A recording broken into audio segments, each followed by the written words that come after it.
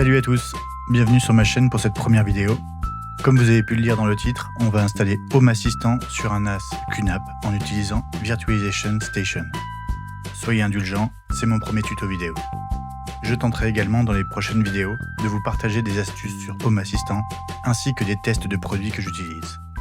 Dans cette première partie, je vais vous expliquer pourquoi j'ai préféré Virtualization Station plutôt que Container Station. L'avantage premier pour moi, c'est que chaque VM est totalement isolé des autres.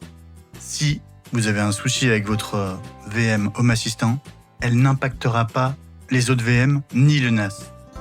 Autre avantage, une gestion des ressources dédiées, ce qui veut dire que vous pouvez allouer plus ou moins de ressources à votre VM. Si vous avez la chance d'avoir 16 Go de RAM sur votre NAS, vous pourrez lui en allouer 6, 8 ou plus. A l'inverse, si vous n'avez que 4 Go de RAM, le limiter à 2. Autre avantage, les snapshots et sauvegardes. On peut facilement faire un snapshot, un instantané de sa VM pour pouvoir y revenir en cas de problème ultérieur. Par contre, les inconvénients, ce sera une consommation de ressources plus élevée, un temps de démarrage plus long, comme l'espace disque. Est-ce que c'est vraiment un souci? On est sur un NAS, normalement tout le monde a plusieurs Tera de disponibles. Pour moi, c'est pas un vrai inconvénient. Pour Container Station, l'avantage clairement, c'est la légèreté et l'efficacité des ressources. Ça démarre rapidement, ça se déploie facilement. Par contre, c'est une isolation bien moins complète que sur les VM. Ça dépend du système hôte, donc une erreur pourra beaucoup plus facilement impacter votre NAS.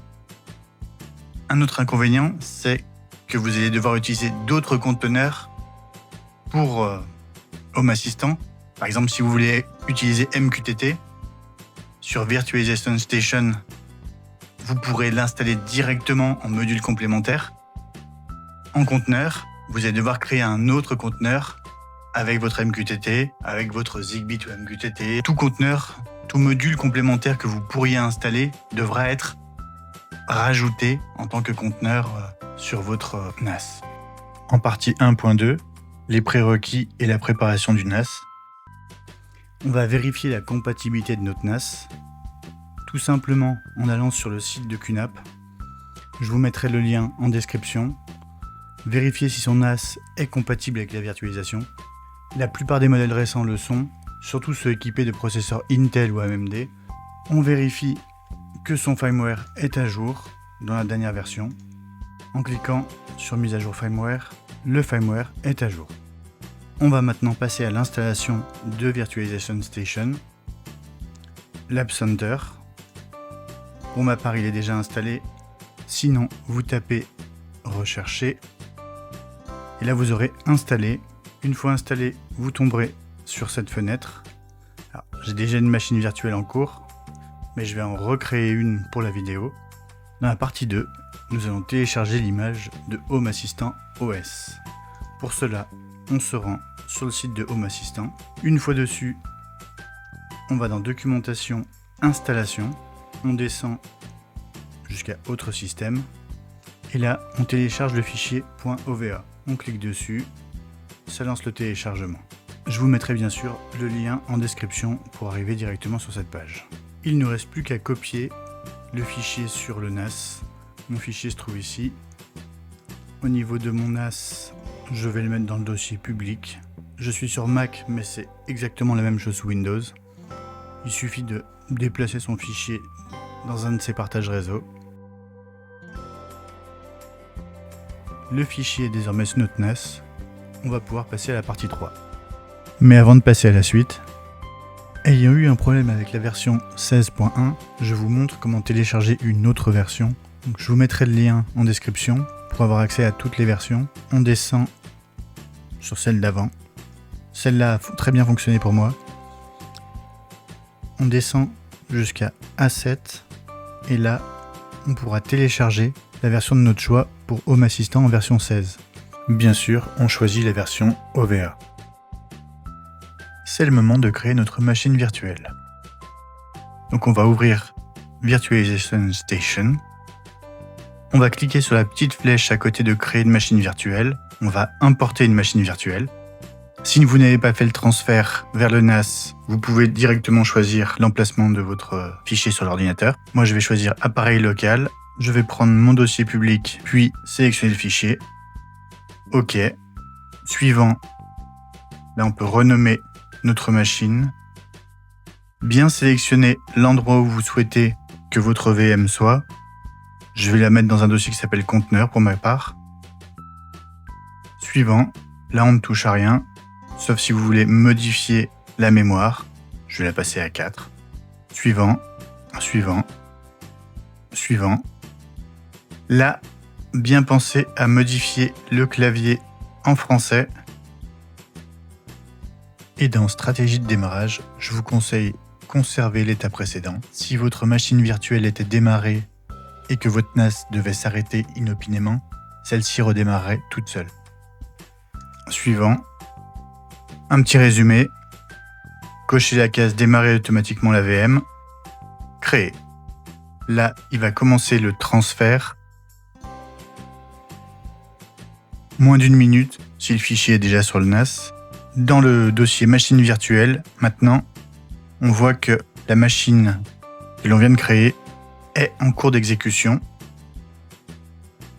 Un petit aperçu de ce qui se passe dessus.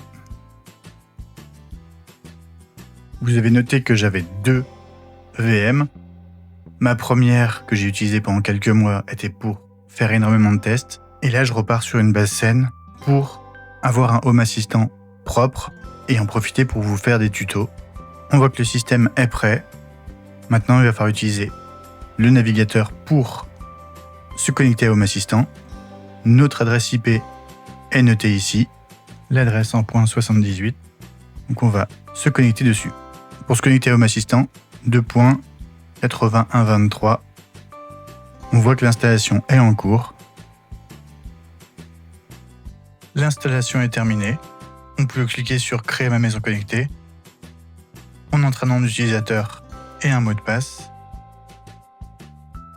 Et on termine en cliquant sur Créer un compte. Puis le choix de l'emplacement de la maison. On tape son adresse.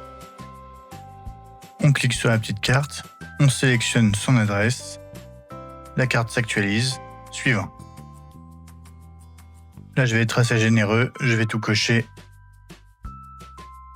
Home Assistant nous informe qu'il a déjà trouvé des appareils compatibles sur notre réseau. Et voilà, nous sommes sur l'accueil, l'aperçu principal de Home Assistant. Une fois sur notre tableau de bord, comme je n'ai pas mis la bonne version de base, je suis parti sur la version 16 et que la version actuelle est à 16.1. On va aller dans Paramètres, mettre à jour le système. Automatiquement, au bout de quelques minutes, il va redémarrer. C'est pour ça que j'ai connexion perdue. Et une fois terminé, nous allons retomber sur notre dashboard avec Home Assistant à jour. On peut quand même aller dans À propos, vérifier qu'on est bien en 16.1. Et voilà, notre Home Assistant est prêt à l'emploi. J'espère que cette vidéo vous aura été utile. N'hésitez surtout pas à me faire des remarques et à me poser vos questions en commentaire. Je serai ravi d'y répondre. Dans mes prochaines vidéos, j'aborderai la connexion avec une box Taoma de chez Somfy. J'installerai MQTT ainsi que Zigbee to MQTT. Et je connecterai une clé SONOFF sur le NAS. Bien sûr, si vous avez des demandes de vidéos particulières, écrivez-le moi également en commentaire. À très vite.